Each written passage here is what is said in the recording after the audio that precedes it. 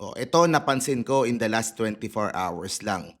Several Marcos loyalist na vloggers ang nagpupush ngayon kay former Senator Sonny Trillanes para tumakbong presidente. Ito nga, si Mike Cervera, isang kilalang Marcos vlogger, na kung hindi daw si Nanay Lenny, kung ayaw ni Yorme Isko, ay pwede daw itong si Sonny Trillanes bilang kandidato sa pagkapresidente ng administrasyon, okay, na i-endorso ni Pangulong Bongbong Marcos. So ang tanong ko, itong si Trillanes na ba ang nagiging choice ng mga loyalista para tumakbo sa 2028 at labanan ang mga Duterte?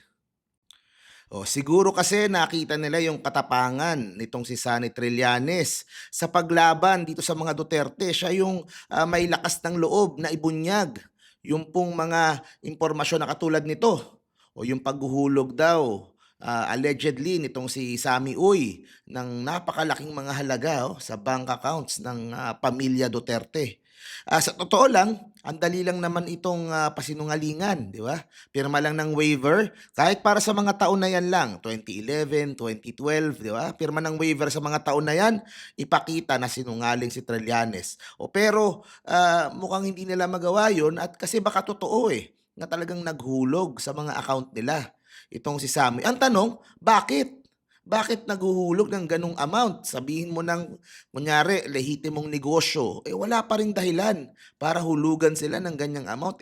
Mga nakaupo sila sa pwesto niyan, sa Davao. Kaya itong si Trillanes ang talagang may lakas ng loob na isiwalat ito.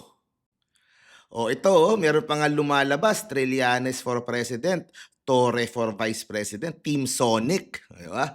Sasabihin ng mga DDS, ang dali niyong talunin, Inodoro, yun pala mas madali para kay Sara Duterte nyo. Di mas okay para sa inyo, ano pa nirereklamo nyo? Siguro sa tingin ko, napagod na yung mga pinks tsaka yung mga loyalista na iba na yung mga kandidato ay takot sa mga Duterte. Mabuti nang ang isulog na kandidato, at least at this point, ay yung alam mong lalaban at hindi naduduwag sa lakas ng mga Duterte. At yun na nga si Trillanes. So hindi ko alam kung magtutuloy-tuloy ito hanggang filing next year, pero definitely nakaka-energize ng base para sa mga pinks, para sa mga loyalista, yung pag-float ng pangalan ni Sonny Trillanes bilang susunod na presidential candidate.